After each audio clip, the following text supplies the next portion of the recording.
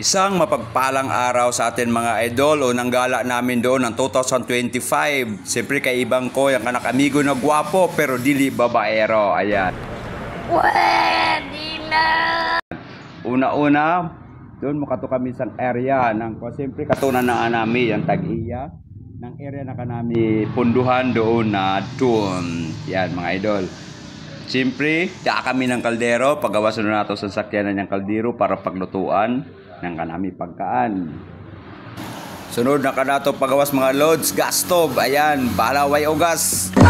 Importante yan nga to kung way mga kahoy, yung magamit nato yan para pagtugnaan. Siyempre dapat kumplito kita yan, sudlanan ng tubig. Tapos tupper, pagtimplahan kung ang kilaw nun. Pagbaba, paghugasan, dapat. Yan datanan, plato, kutsara, tinidor, baso. Yan mga lods. Dapat kumplito. Uy, aun syuktong do. Tambal ng katignaw. Pwede ba ilayo mo sa akin to? Ayoko makita ito. Maita ulo. Ayan, at sunod na to na dapat kumplito kita gayod.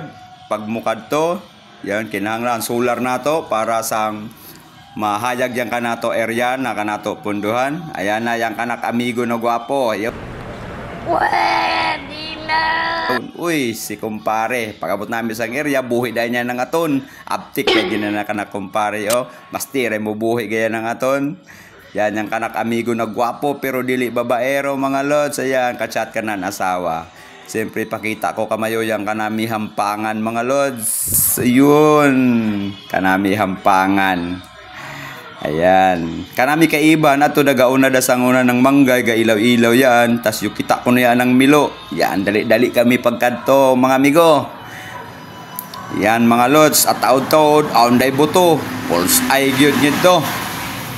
Siyarong ito di maigo. Ayun, dapunog. Yapag dapunog da yang milo. Pulse ay na milo. O, dako ay rabagay ding milo.